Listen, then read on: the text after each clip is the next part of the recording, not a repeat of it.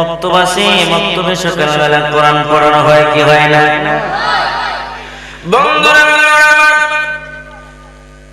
সপ্তম আকাশের উপর থেকে একদল ফেরেশতা প্রতিদিন জমিনের মধ্যে আসে, দুনিয়া ধ্বংস করে দিবে, দুনিয়া পৃথিবী ভেঙে ফেলবে, থাকবে না।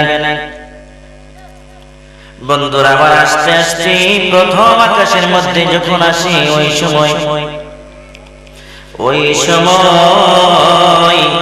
সরাত্র শেষে ফজরের টাইম হয়ে যায়। দুনিয়ার জমিনের মসজিদ আল্লাহু আকবার, দুনিয়া জমিনে আল্লাহু আকবার,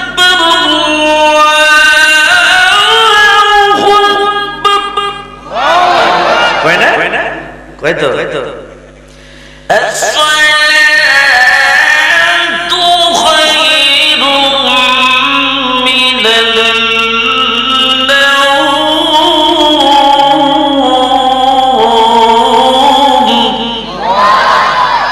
বলেনি বাদশা। বন্ধুরা ফেরেশতারা থেমে যায়, থেমে যাওয়ার পরে নামাজ কালাম শেষ হয়ে যখন আবার জমিনের দিকে আসে, ওই মক্তবের ভিতরে সকালবেলা কোরআন তেলাওয়াত হয়। আলিফ লাম মিম,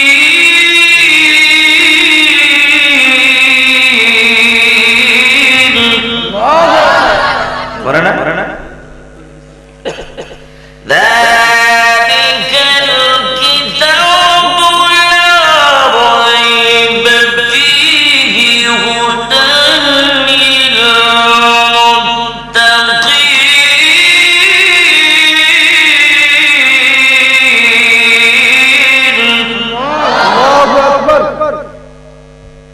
রাত্রিবেলা কোরআন তেলাওয়াত হচ্ছে, আল্লাহর রহমত হয় কি না?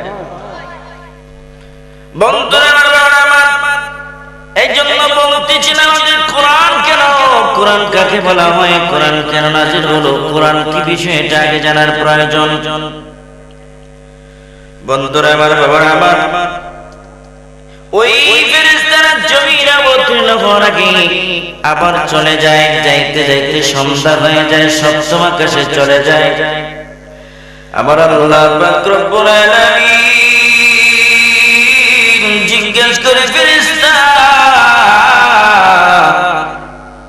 জমিনের মধ্যে গেলে ধ্বংস করার জন্য কেন তুমি ধ্বংস করলে না? এই দল ফেরেশতারা ডাকতে, আল্লাহ গো, আবার সন্ধ্যার পর থেকে